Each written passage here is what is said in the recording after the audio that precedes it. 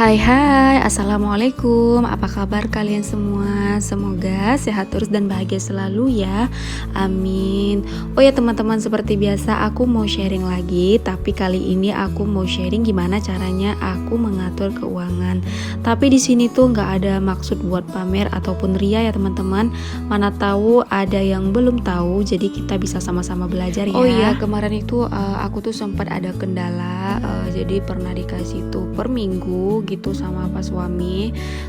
Jadi alhamdulillah sekarang udah normal lagi, jadi udah dikasih lagi seperti biasa setiap bulan di awal bulan ya. Ternyata tuh mengatur keuangan per minggu itu menurut aku agak sulit ya teman-teman.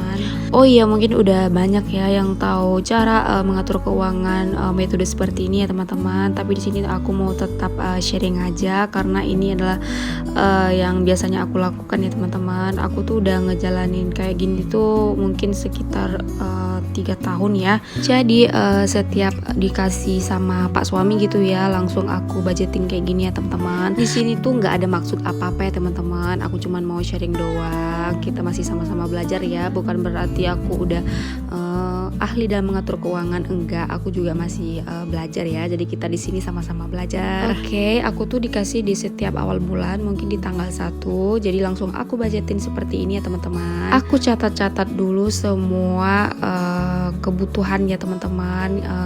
Tapi jangan disamaratakan ya teman-teman, jangan diukur dari jumlahnya karena kan setiap keluarga itu ukuran kebutuhannya itu berbeda-beda dan mungkin setiap keluarga itu juga prioritasnya berbeda-beda ya teman-teman. Jadi di sini tuh aku lebih mengutamakan dulu yang terlebih dahulu semua kebutuhan ya teman-teman. Kayak misalkan uang listrik, uang beras, terus kayak uang belanja bulanan, belanja mingguan, semua aku catat-catat dulu sampai uang kayak gas, air, seperti itu ya teman-teman. Jadi uang kita itu akan terjaga dengan aman ya teman-teman. Jadi nggak ngasal gitu makainya.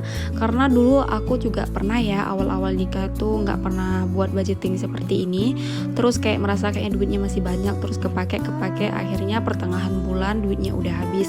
Jadi semenjak menjalani metode seperti ini ya, aku merasa kayak lebih ampuh gitu ya dalam mengelola keuangan. Terus alhamdulillah setiap bulannya itu selalu pas ya, nggak pernah. Karena di sini tuh uangnya udah aku pisah-pisahkan masing-masing gitu, jadi nggak pakai ngasal-ngasal ya teman-teman. Jadi di sini tuh aku pisahin buat uang belanja dapur, terus untuk belanja bulanan juga nggak banyak banget ya teman-teman, karena di situ cuman aku beli sabun, minyak, gula seperti itu aja. Karena kalau misalkan untuk pampers sama susu usir itu aku pisahkan lagi. Terus tadi ada uang listrik 400.000, terus ada uang wifi 150.000.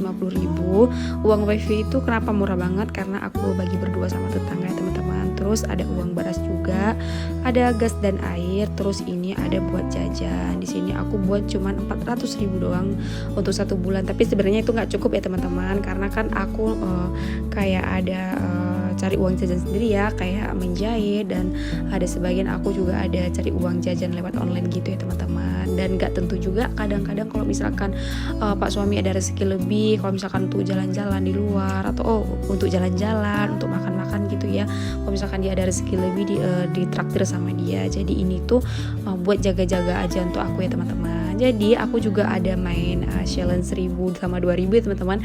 Aku tuh gak berani main yang besar gitu, karena kan untuk tabungan itu aku main untuk arisan aja. Karena kalau misalkan main arisan itu kan kita merasa tanggung jawab ya teman-teman. Jadi merasa kayak keharusan aja gitu. Di sini tuh aku ada main 2 arisan. Arisan yang pertama itu 1 juta dan arisan yang kedua itu 300.000. Yang 300.000 itu sengaja aku main kalau misalkan ada kepengen beli sesuatu gitu ya teman-teman. Tapi jangan diukur sama ratakan ya teman-teman.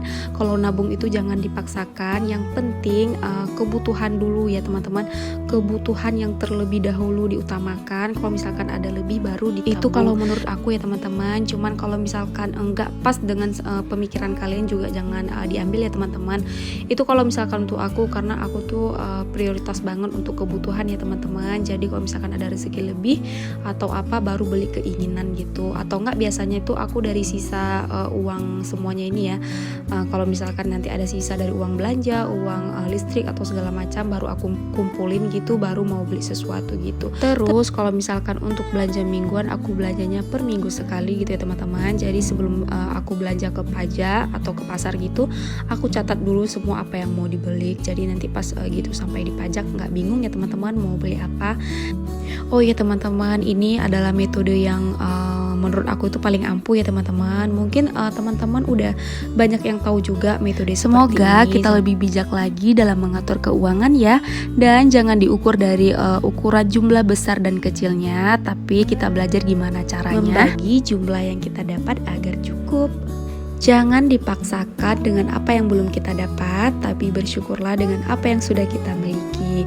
Insya Allah kita akan selalu merasa cukup dan bahagia. Oke teman-teman, untuk video aku kali ini semoga ada manfaatnya ya. Dan jangan lupa buang hal-hal yang buruk. See you in the next video. Bye.